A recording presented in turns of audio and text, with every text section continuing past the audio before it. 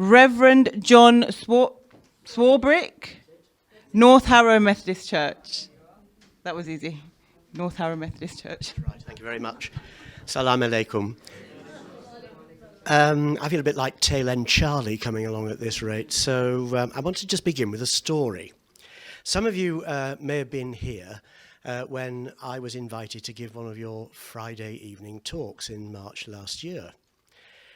And I gave that on the subject of multiple identities, both in terms of nationality and religion, both from sort of historical and contemporary perspectives. And then there was a really good buzz of conversation and questions afterwards. And as is the custom here, these Friday evening talks are then posted on YouTube.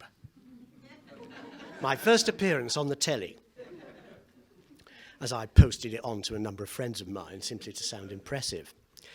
And that, I thought, was that. Until sometime in October, I received an email from someone describing himself as a counter-terrorism analyst. American, clearly, from the use of the language, and an academic.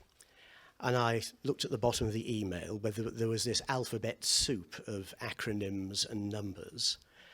And I'm thinking, who on earth is this?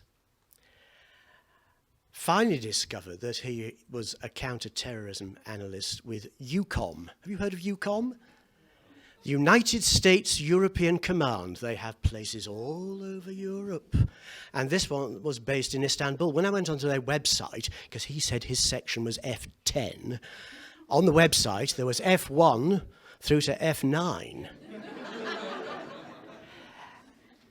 And at this point, my stomach took a kind of lurch. Am I being recruited by the United States European Command? You know, and if I can get a lurch from something like that, I wonder how many people's stomachs lurch with other things at this time. It's been great to be part of this dialogue with Muslims, Anglicans and Methodists here in North Harrow over the last couple of years or so. David said a lot about what we do. You forgot to mention the bake-off. That was almost as important as a visit to Kew. To Greenwich. And we thought we had 30 entries slated. 150 people turned up, so the tasters had a marathon job. And one of those was diabetic. I feared for him, really. But it just was a wonderful expression of what we can do together. Yeah. David's already alluded to our regular meetings, normally held either in the house on the corner or at St Albans or at the Methodist Church. And what I have found most valuable about that, even if some of the Christians' Greek is not up to snuff, is to say that yes, you can do all the hospitality, you can do all the relational stuff. Governments can witter on about community cohesion and, and counter-terrorism policy.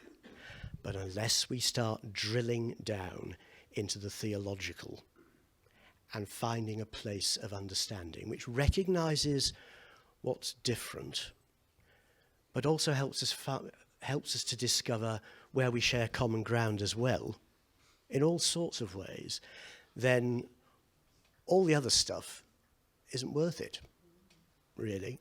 It's actually getting to a deeper understanding of what fires us up as people of faith in different traditions, and then learning from one another, yeah, and discovering so much more. And I think from that, many of the other things will come as well. I recognise the point. I mean, I've been thinking, Jack, the world is, I think, a much more anxious place than I can ever remember. My parents used to talk about the Cuban Missile Crisis in 1962, when we thought we were on the brink. And it feels, without wanting to sound too apocalyptic, it sounds a bit like that now with so much going on.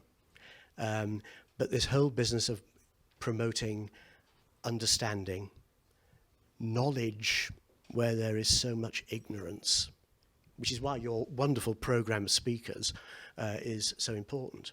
And it's not saying that this is all head stuff at all. It isn't simply about sort of intellectual understanding. It's what the heart makes of it and what the guts make of it in the end. Thank you.